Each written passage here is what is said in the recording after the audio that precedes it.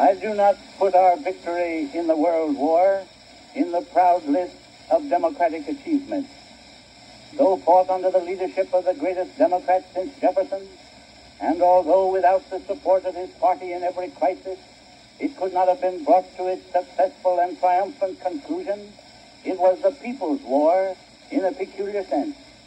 The patriotic support given to the government during the war by men of every political faith proves that passionate love of country and intense devotion to our institutions are a part of the creed of every political party in the nation. But I do insist that we shall hear no more of the old slander that the Democratic Party cannot be trusted to lead in a great war. We may give to individual Americans the full measure of praise which a grateful republic will always shower upon the men who sprang to its defense with unprecedented valor and unhesitating devotion to its Christian cause, but the impartial historian must and will write it down as an incontrovertible fact that the party in power rose with unstinted enthusiasm to the needs of the hour, while its leadership translated the will and spirit of the American people into decisive and courageous action, without which ignominious failure would have been our portion in the Armageddon of the nation.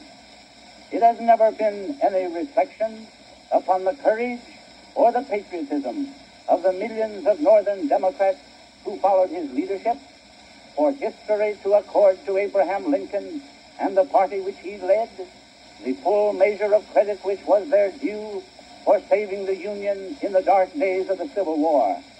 The great empire on whose dominions the sun never sets gratefully acknowledges that success could not have come to British arms without the superb political leadership of that masterful little Welshman, David Lloyd George.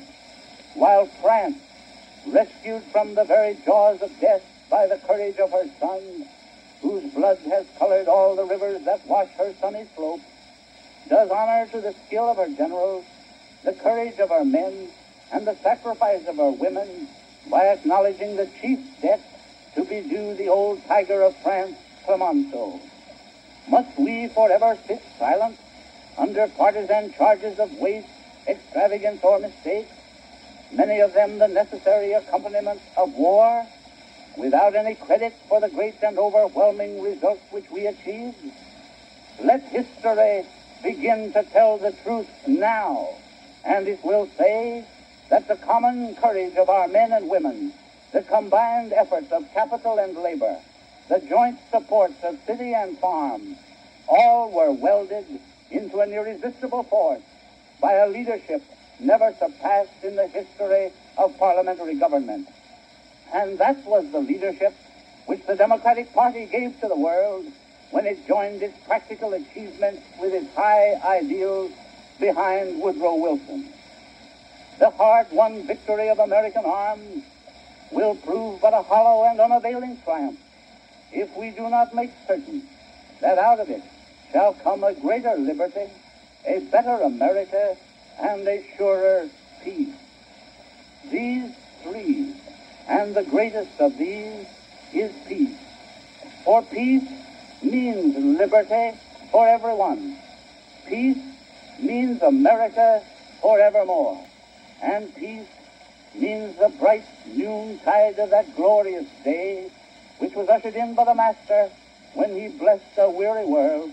My peace I give unto you. My peace I leave with you.